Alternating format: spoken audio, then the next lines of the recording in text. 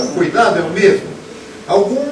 Existe uma revista que eu acho interessante, eu nunca li, mas eu pego a revista e dou risada porque o título da revista é Consumidor Cristão.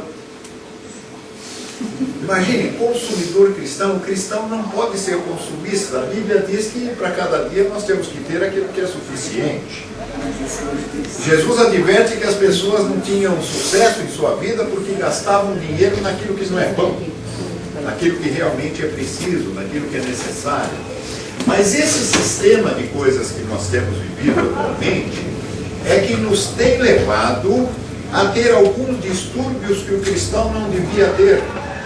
E às vezes não observando muito aquilo que a palavra de Deus diz sobre isso. É preciso cuidar do corpo, da mente e do espírito.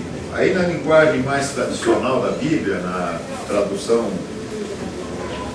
atualizada ou corrigida do Figueiredo, diz que Paulo estava orando para que quando Jesus voltasse, ele encontrasse íntegro.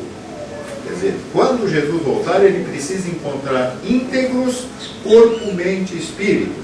Então nós precisamos cuidar das três coisas. É interessante que hoje, dentro das igrejas onde eu tenho ido, com cristãos com os quais eu tenho participado, estudado, nós temos encontrado muita gente com tendências depressivas. O cristão jamais deveria ser depressivo, porque a depressão está ligada ao passado. E a Bíblia diz que aquele que está em Cristo é nova criatura, as coisas velhas já passaram e tudo se fez novo. Se tudo se faz novo na nossa vida, é impossível ter depressão. Porque só existe depressão por coisas que aconteceram no passado e que por algum motivo estão atrapalhando a cabeça da gente. Então isso é uma coisa que a Bíblia diz. Outra coisa também, tem muita gente ansiosa. Um certo grau de ansiosidade ou de apreensão ou de cuidado com aquilo que pode acontecer é bom, mas desde que eu use esse cuidado agora no presente, não fique voltado para o futuro, pensando no futuro, porque o futuro nos reserva, na verdade, se eu ficar olhando para ele, ansiedade. Então tem muitos cristãos ansiosos também, mas Jesus também disse, não andais ansiosos pelo dia de amanhã, olha as aves do céu, que não tem, que não planta, não cega, olha as raposas, as flores do campo que não tem com o que comprar, o que fazer, o que vestir, e são tão belas, né? E Jesus fala, se vocês confiarem em Deus, tudo isso será suprido. Então não é preciso ficar ansioso pelo dia de amanhã, né? Por isso que quando o Alexandre falou sobre, nós conversarmos um pouco sobre esse tema, eu falei, então vamos fazer uma coisa mais ou menos parecido com o que Paulo fazia nas igrejas. Vocês viram que o texto, ele tem conselhos práticos, ele tem mensagens para alguém, ele tem recado. Quer dizer, os textos de Paulo são muito interessantes, porque Paulo era uma pessoa como nós, um cristão como nós, que vivia como nós, mas com uma responsabilidade grande, que ele mesmo se impunha, de levar o evangelho para todas as pessoas. Então ele dá conselho. No 27 ele diz, peço com insistência pela autoridade do Senhor que essa carta seja lida para todos os irmãos.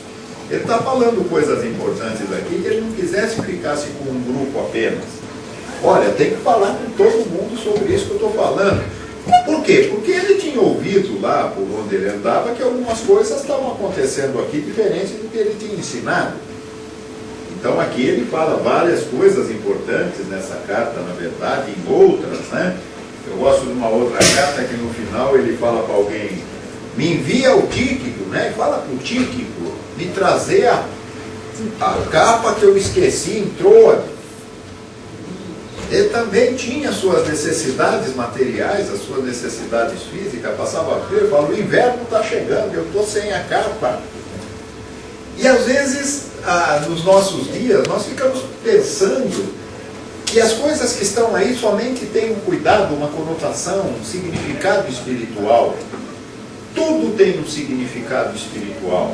Todas as coisas práticas da nossa vida, todas as coisas materiais também têm um significado espiritual, porque as coisas espirituais só acontecem no corpo.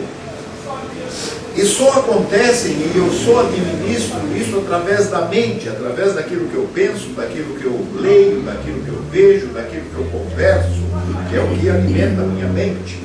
E nós precisamos pensar em todas estas coisas.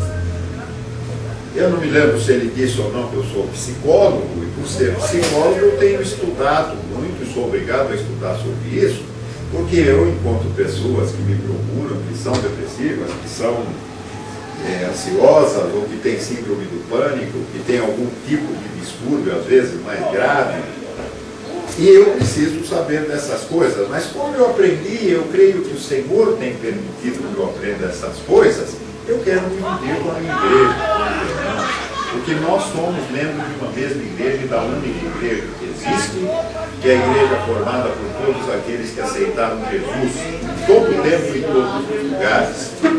Nós estamos aqui como irmãos, né? O corpo e a mente e o espírito, eles precisam ser criados, precisam ser cuidados, para nós não termos dificuldades na vida como um todo. Dizem os especialistas que ansiedade, depressão e estresse são os principais distúrbios psicológicos do terceiro milênio. Quer dizer, o milênio começou faz 8 anos, né?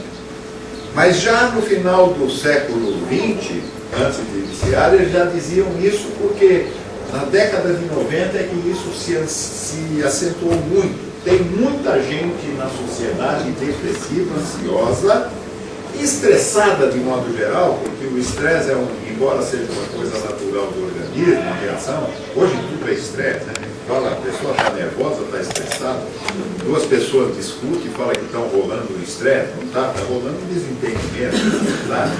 O estresse é uma reação do organismo que nos ajuda a agir, mas ela não pode ser prolongada.